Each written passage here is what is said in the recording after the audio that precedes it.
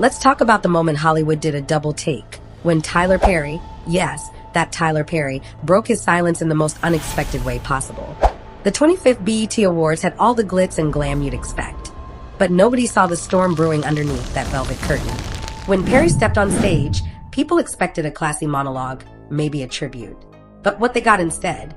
A surgical strike on none other than Meghan Markle.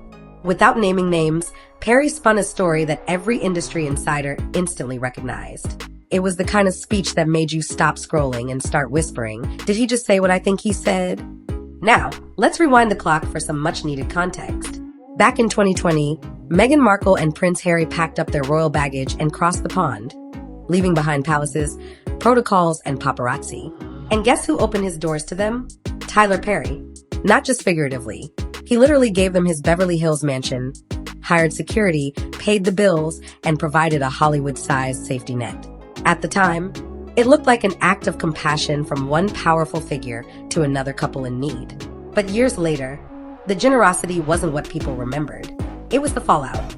And that's exactly what Perry's speech revealed. According to him, what started as a heartfelt gesture turned into a draining, one-sided relationship. In his own words, some folks borrow blessings like they're owed, but never return the favor. He didn't have to name Meghan. The room already knew. Social media knew. Anyone with half a tabloid subscription knew. The unspoken tension finally had a microphone. My name is Lola.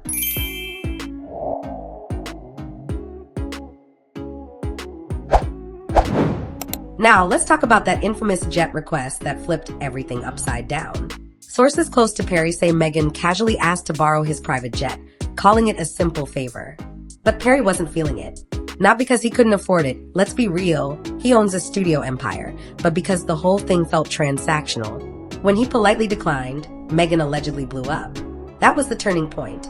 What was once friendship started looking more like a one-way favor funnel. And it wasn't just Perry raising eyebrows. Word started circulating among his staff and industry colleagues. Producers, assistants, and insiders all shared a common sentiment.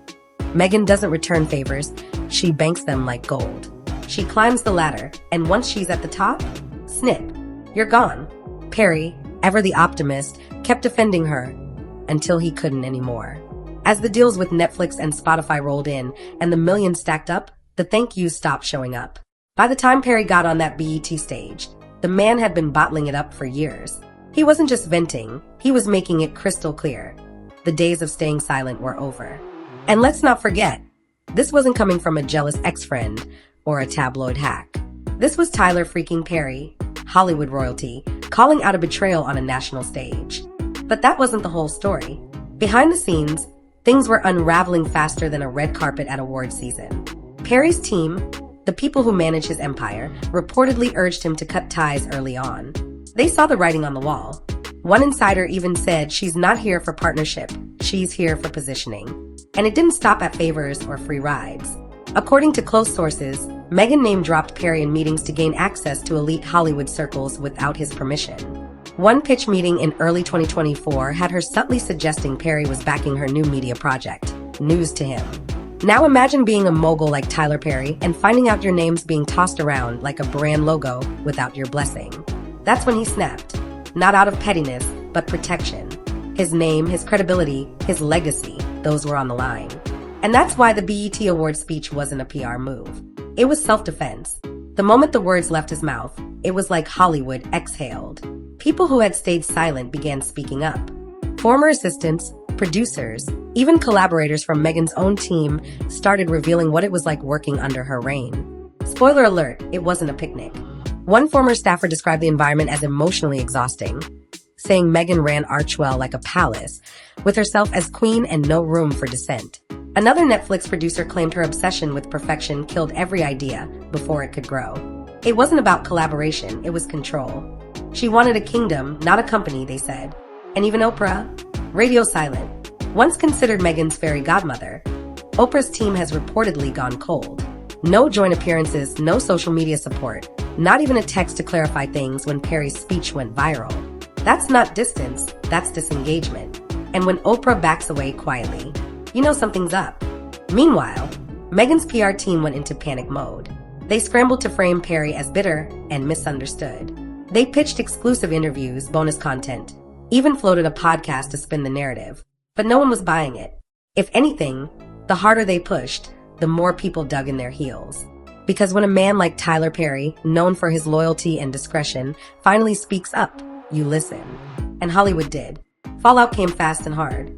Within 48 hours of Perry's speech, a Netflix executive reportedly pulled out of Meghan and Harry's latest pitch meeting.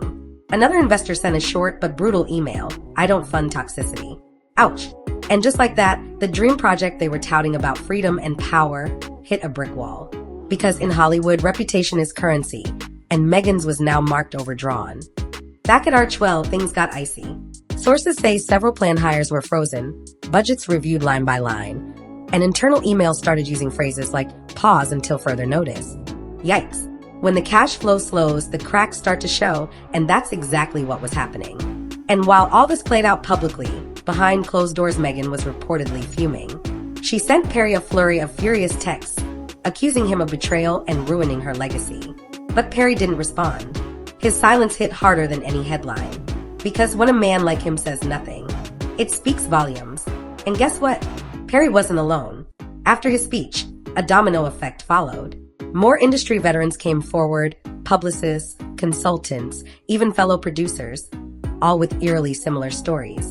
One consultant claimed Meghan would ignore any advice unless it aligned with her personal narrative. Another staffer described Archwell's culture as a gratitude graveyard, where contributions went unacknowledged and dissent was punished. Even Meghan's once loyal defenders started going quiet. Social media turned. Hashtags that used to praise her were now flooded with memes, criticism, and brutal side-by-side receipts. It was no longer about taking sides. It was about waking up to a pattern that had been hidden behind palace drama and media spin. For years, Meghan played the misunderstood royal, the brave feminist challenging an outdated institution. But now, people were seeing something different. Not a victim, but a strategist. Not an underdog, but a manipulator. And that realization, it hit like a plot twist no one expected. Let's not forget Harry. While Meghan took most of the heat, Harry wasn't just some bystander sipping tea in the background. He was right there, riding the wave, backing every move. Some say he's burnt out, tired of the media circus, and desperate to keep things afloat. Others think he's just as complicit, letting Meghan lead the narrative while he plays along. Remember, this is the guy who said he hated the press, hated the spotlight. But now, he's calling the paparazzi when it suits him, and lawyering up when it doesn't. It's not principled, it's strategic. And to many fans, that's the real betrayal. Meanwhile, the royal family stays tight-lipped. No statements, no rebuttals, just eerie silence. But silence, in this case, doesn't feel like grace. It feels like damage control. A quiet, uncomfortable choice to look the other way while the House of Sussex crumbles in public view. By now, Hollywood's quietly decided. Meghan Markle, once a media darling and feminist icon, is becoming a cautionary tale. Studio execs have reportedly blacklisted her from future pitches. One insider bluntly said, it's not worth the drama. Even her brand deals have started to dry up. Whispers suggest companies are pulling out of talks to avoid the PR mess. The fallout is global. A recent poll showed their approval ratings in the US dropped over 30% in the last year. In the UK, they were already in hot water, but now, it's full on ice. The once powerful duo is now watching opportunities vanish, one unread email at a time. And through it all, Meghan's silence has grown louder. Every carefully staged photo, every selective press release feels more like a deflection than a defense. The image she worked so hard to build is slipping. And this time, no amount of royal titles or glossy interviews can save it. Now, let's zoom out. Tyler Perry's speech wasn't just about Meghan. It was a wake-up call about celebrity culture, loyalty, and the hidden costs of fame. In a world where alliances are currency, Perry decided to cash out, and the industry took note. His message? Generosity has limits. And even Hollywood's kindest mogul won't stay quiet forever. Meghan's downfall isn't just personal, it's cultural. It shows what happens when image outpaces authenticity, when narratives are crafted without accountability. And for an audience that's getting savvier by the day, the contradictions were impossible to ignore. What makes this even more shocking is how quickly it all unraveled. Just a few years ago, Meghan and Harry were sitting down with Oprah, sharing their truth and winning sympathy worldwide. Now, that goodwill has evaporated, replaced by skepticism, distance, and disappointment. And while the story may not be over, this chapter, it's brutal. Now here's where the story turns from dramatic to downright cinematic. Meghan, once a darling of progressive Hollywood, found herself slowly being ghosted by the very elites who had championed her. Suddenly, the phone wasn't ringing. Invitations dried up. Red carpet appearances were quietly reassigned. And let's be real, when Hollywood starts giving you the cold shoulder, it's not just personal, it's business. Industry insiders began whispering that Meghan's name had become radioactive in production meetings. Brands that once courted her for partnerships or ad campaigns began distancing themselves. One top fashion label even scrapped an upcoming collab without a public word, quietly pulling back all digital traces. And no, that wasn't a coincidence. That was calculated. And if that wasn't enough, the internal vibe at Archewell went from full-throttle ambition to full-blown damage control. Staffers started quitting, some quietly, others less so, leaking their exit reasons to journalists in cryptic but telling ways. They describe a culture that felt more like walking on eggshells than championing change. Strategic plans? Paused. Media deals? Hanging by a thread. Meanwhile, Meghan was still trying to claw back the narrative. An emergency team of crisis PR specialists was brought in, and let's just say the results were underwhelming. No slick podcast episode or behind-the-scenes photo dump could undo the growing sentiment that Meghan had burned one too many bridges. But wait, there's more to this implosion. Because just as Tyler Perry's words were still echoing across media platforms, a surprising new voice entered the fray. Someone from Meghan's own past. A former college friend who had remained silent for years broke her silence in a now-viral podcast interview. Without sounding bitter or malicious, she painted a picture of Meghan that eerily aligned with what Tyler and others had been hinting at. A masterful image curator, someone who could turn any situation into a narrative that served her purpose. The friend talked about how Meghan always had a strategy in every relationship, even back then. She'd choose who to hang out with based on who could open doors, offer connections, or provide exposure. Loyalty wasn't mutual, it was transactional. And while this revelation might have seemed minor to outsiders, to those watching the saga unfold, it was another puzzle piece clicking into place. Now imagine your Netflix. You've invested millions into the Sussexes brand, only to find public opinion turning and your partners hesitating. Executives reportedly began pulling together emergency meetings to discuss contingency plans. One source revealed the platform was seriously considering ending future collaborations unless Meghan and Harry could shift the narrative fast. That's when it hit. The domino effect was no longer just Hollywood gossip. It had become a business liability. And here's the kicker. This entire fallout didn't just affect Meghan and Harry's reputation or future deals. It started to unravel the carefully woven image of their relationship itself. Rumors began swirling that the couple wasn't as rock solid as they appeared.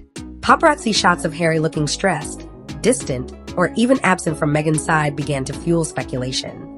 Body language experts were brought on talk shows, dissecting every wave, glance, and hand hold. One viral clip showed Harry seemingly pulling away from Meghan at a charity event, prompting a flurry of online threads questioning whether there was trouble in paradise. Commentators pointed out that for a couple so insistent on privacy, they always seemed to be performing. And now, people were starting to see through it. Even former royal staffers, usually gagged by strict NDAs, found subtle ways to weigh in. Cryptic social media posts, off-the-record quotes to trusted reporters. The subtext was always the same: this isn't what it seems. The problem with building your brand around a fairy tale is that once the spell breaks, there's nothing left to protect you from the truth. And in Meghan and Harry's case, the truth was looking less like a love story and more like a PR strategy gone off the rails. As more insiders stepped forward, the narrative began to shift from scandal to cautionary tale. Meghan, who once symbolized resilience and independence, was now the face of unchecked ambition. A producer who had previously defended her publicly admitted in a closed-door industry meeting, "We all saw the signs. We just ignored them." And that's when legacy media caught on. Major outlets that once treaded carefully around Meghan's name now started running op-eds, not hit pieces, but analytical breakdowns of how her media trajectory unraveled. Articles with titles like "The Cost of the Crownless Queen" and "When Empowerment Becomes Exploitation" began circulating. Journalists debated whether Meghan had weaponized victimhood for personal gain, and whether audiences were finally catching on. It wasn't just the Sussex brand taking a hit either. The damage extended to every project they touched. Charities backed out of planned collaborations. Documentary proposals were iced. Podcast sponsors quietly withdrew their offers. Even speaking engagements saw a drop in interest, with organizers reporting ticket sales well below expectations. Meanwhile, Harry stayed mostly out of view. Some speculated he was buying time, trying to reposition himself as a separate entity before the whole brand collapsed. Whether true or not, his silence was deafening, and the distance between the couple seemed to grow with every headline. The fairy tale wasn't just cracked, it was crumbling. As the fallout continued, something even more telling happened. A-list celebrities who once aligned themselves with Meghan started scrubbing their association. Photos were quietly removed. Public endorsements vanished. Collaborations that had been teased months earlier, never mentioned again. Hollywood's unofficial code had been triggered: protect your own brand at all costs. A makeup artist who had worked with Meghan on multiple occasions told a beauty podcast, anonymously of course, that the energy on set had shifted drastically. She was once magnetic, they said. Now, it felt like everyone was waiting for her to explode. That kind of vibe doesn't just kill creativity, it kills reputations. The final blow. A major university reportedly pulled out of talks to feature Meghan as a keynote speaker for an upcoming women's leadership summit. The reason wasn't publicly shared, but insiders say it came down to optics. In other words, she'd gone from inspirational to controversial, and not in the empowering way she had hoped. And through all of this, social media was relentless. Memes comparing Meghan to fictional villains trended for days. YouTubers and TikTok commentators went into overdrive dissecting every clip, every quote, every shift in tone. The internet had turned, fully and unapologetically. And as the court of public opinion goes, so goes the empire. But the final chapter hadn't been written yet. Not by a long shot. So here we are, standing at the end of a media saga that started with a fairy tale and ended in a full-blown credibility crisis. Meghan Markle, once hailed as a modern feminist icon, now finds herself in the center of a storm fueled by broken alliances, abandoned deals, and shattered trust. It wasn't one mistake that got her here. It was a pattern. A slow, steady erosion of goodwill built on curated vulnerability and charm that, once peeled back, revealed something far less relatable. The same platforms that helped elevate her are now questioning their role in it all. Talk shows are having roundtable discussions. Industry roundups include her in cautionary tales. And fans who once defended her at every turn are asking, what happened to the Meghan we believed in? What's most shocking is how fast the tide turned. Tyler Perry's calm but cutting speech was just the match. The real kindling had been building for years, stories from insiders, observations from staffers, inconsistencies that never quite made sense. And when the spark caught flame, there was no stopping it. Harry, still silent. Meghan, still pushing curated content to claw back her image. But with every calculated move, the gap between perception and reality grows wider. Maybe the real takeaway here isn't about royalty or revenge. It's about how influence works in the age of receipts. When everyone has a platform, every move is documented, and even the most protected reputations can fall, fast and hard. And in Meghan's case, it may already be too late.